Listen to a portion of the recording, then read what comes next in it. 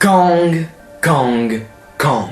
Kang est le futur grand méchant du MCU. Il est dépeint comme l'antagoniste qui va de nouveau réunir les Avengers. Mais qui est Kang ? En quoi est-il une menace ? Quelle est son histoire et comment arriverait-il dans le MCU ? Accrochez-vous bien, tout est expliqué dans cette vidéo. C'est parti pour Tout savoir Marvel numéro 2 sur Kang le Conquérant.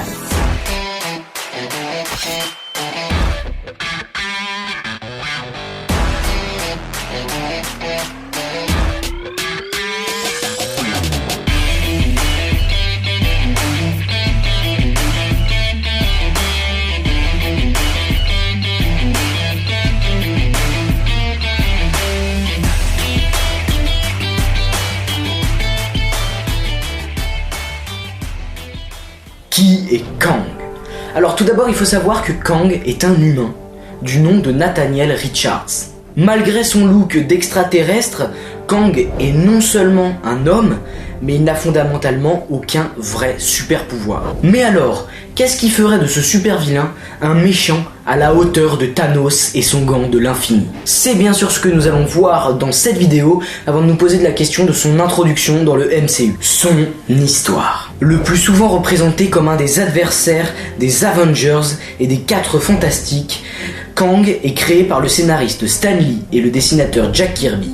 Le personnage apparaît pour la première fois dans Fantastic Four, numéro 19 d'octobre 1963. Pour sa bio, suivez bien car c'est full compliqué, Nathaniel Richards vit au 31e siècle. Il serait le descendant d'un certain Reed Richards, alias Mr. Fantastic. Ce n'est pas sans vous rappeler qu'un film 4 Fantastiques est prévu dans le MCU et sort vers 2024. Bref, Nathaniel devient fasciné par l'histoire et découvre la technologie de voyage dans le temps créée par Victor Von Doom, alias Dr Fatalis, un grand ennemi des 4 Fantastiques qui est également un autre ancêtre possible de Kang. Il voyage ensuite dans le temps jusqu'à l'Égypte ancienne, jusque-là, vous suivez. Son vaisseau temporel est en forme de sphinx et il devient rapidement un pharaon surnommé Ramatut. Le règne de Ramatut est écourté lorsqu'il est vaincu par les 4 Fantastiques, eux aussi en voyage dans le temps. Ça, c'est la première apparition du personnage en 1963. Bref, un Nathaniel Richards aigri, revanchard, voyage cette fois au XXe siècle où il rencontre le Docteur Doom, Dr Fatalis, le fameux inventeur de la machine à voyager dans le temps. Il conçoit plus tard une armure basée sur celle de Fatalis et se fait appeler cette fois Kang le Conquérant. Sous ce nom, il s'oppose à la fameuse équipe des Avengers dès le comics The Avengers numéro 8 de septembre 1964.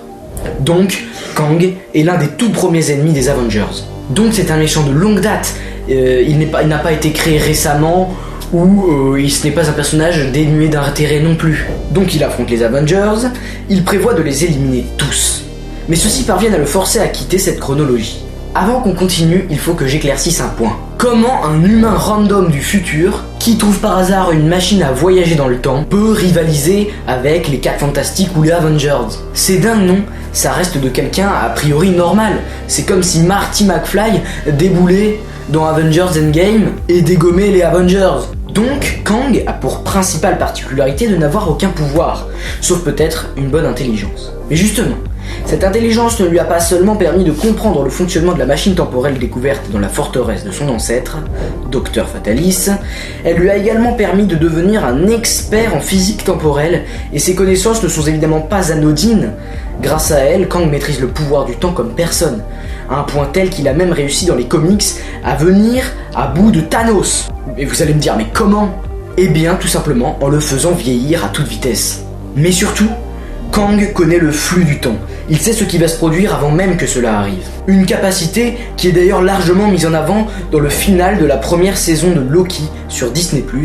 Lorsque le dieu de la malice et Sylvie tentent de le tuer, il n'arrive même pas à l'effleurer. Et ce, parce qu'il sait déjà comment tout va se produire. Et lorsqu'on ajoute à cela ses formidables capacités en tant qu'ingénieur et inventeur, ainsi que toutes les technologies du futur en sa possession, on obtient un antagoniste qui risque de donner du fil à retordre aux Avengers. Voilà, maintenant qu'on sait que ce gars est un génie et qu'il a réussi à battre Thanos à lui tout seul, avec rien que ce qu'il a là-dedans, alors que dans Endgame, ils se sont mis dessus et ils arrivent jamais, ça fait peur. Très peur. Et c'est là qu'on comprend que c'est pas juste un petit méchant. C'est vraiment le big boss du game. Bref, Revenons aux comics. Les Avengers arrivent à forcer Nathaniel à quitter le XXe siècle. Il essaye alors de revenir au XXIe siècle, son époque d'origine, mais dépasse sans le vouloir cette date de 1000 ans, découvrant une terre déchirée par la guerre qui utilise des armes avancées que les hommes ne comprennent même plus. Il trouve alors simple de conquérir la planète, étendant sa domination dans toute la galaxie, et s'impose en tant que Kang le Conquérant. Mais ce monde futur est en train de mourir, et il décide donc de s'emparer d'une terre plus ancienne et plus fertile. Kang veut donc conquérir toutes les époques. D'où son nom, Kang le Conquérant. Chose intéressante, il a beaucoup de versions de lui-même. Ne vous inquiétez pas, je vais éclaircir la chose un petit peu après. Étant au sommet de sa puissance, il retourne dans le passé pour convaincre le jeune Nathaniel de devenir conquérant plus tôt, pour avoir encore plus de pouvoir étant âgé. Sauf qu'à ce moment-là, Nathaniel comprend l'horreur qu'il va devenir, et pour ne pas avoir ce destin, il devient Iron Lad et fonde les Young Avengers pour contrer Kang. Oui, pour contrer lui-même. Et en plus, on parle des Young Avengers, c'est prévu. Avec Kate Bishop, avec America Chavez, il commence à introduire des petits Young Avengers. D'où la partie suivante, mais on y reviendra bien évidemment dans la vidéo. Il possède également une version plus sage et futuriste de lui-même, nommée Immortus. Apparu pour la première fois dans Avengers numéro 10 en novembre 1964, il apparaît vraiment très tôt. Il devient vite un des principaux ennemis des Avengers dans les comics. Cette version, elle, est Kang ayant marre de toutes ses conquêtes et décidant de se ranger du bon côté. Ironie du sort, il sera l'un des principaux ennemis de ce dernier, de Kang. Alors vous allez me dire, mais comment c'est possible que lui-même, donc Iron Lad, lui-même, Immortus, soit contre Kang qui est lui-même? C'est sans sens. Je l'explique juste après. Voilà, c'était son histoire en bref. On a découvert qui il était dans les comics, ses ambitions, le danger qu'il représente, et venons maintenant au MCU. Et où est-il? Kang va officiellement faire ses débuts dans Ant-Man et la Guêpe Quantumania qui sort en 2023. Il sera interprété par Jonathan Majors. Mais c'est là où ça devient intéressant. Dans le dernier épisode de la première saison de Loki, sorti sur Disney+, on retrouve Jonathan Majors. Mais celui-ci incarne un personnage appelé Celui qui demeure. Pour résumer, la série Loki met en scène Loki, c'est logique, et un variant de ce dernier, Sylvie, enquêtant sur le TVA, l'entreprise en quelque sorte qui gère les anomalies ou variants qui créent des nexus, c'est-à-dire des nouvelles branches de réalité qui se créent. Bref, tous deux essayent de trouver qui est derrière le TVA, et il s'agit en fait de Celui qui demeure, que Sylvie va finalement tuer. Mais qui était Celui qui demeure? C'est très simple, il s'agit d'un variant de Kang le Conquérant, c'est-à-dire une version alternative de Kang. Branche de réalité? Variant Nexus? Je vais vous expliquer tout ça en clair. Loki est un personnage dont on connaît la chronologie, et dans l'éternel flux temporel, en clair, la réalité pure et dure, la seule, l'unique, eh bien, à la fin de Avengers de 2012, il retourne avec Thor sur Asgard pour être emprisonné. Bon, jusque-là, tout est clair. Le personnage de Loki va même finir par mourir des mains de Thanos dans Avengers Infinity War en 2018. Mais dans Avengers Endgame, Iron Man, Captain America et Ant-Man se rendent dans le passé en 2012, c'est-à-dire lors des événements de la bataille de New York, c'est-à-dire celle d'Avengers. Sauf qu'ils font une boulette, ce qui permet à Loki de s'échapper. Mais cela ne va pas, car la réalité où il est ramené à Asgard fait partie de l'éternel flux temporel et existe donc toujours. Le Loki qui s'échappe devient donc un variant. Il crée une nouvelle branche de réalité où il survit, c'est-à-dire un Nexus. Sauf que justement, le TVA s'occupe de supprimer les variants et donc les branches de réalité alternatives. Le retour dans le passé est susceptible de créer des variants, mais un autre phénomène permet cela. Le multivers. C'est là qu'on voit que tout semble relié. Mais alors pourquoi le multivers peut créer lui aussi des variants? Donnons un exemple. Les Spider-Man de Tobey Maguire et Andrew Garfield. Oui, en arrivant dans un autre univers, cela déforme ce qui aurait dû se passer dans leur réalité.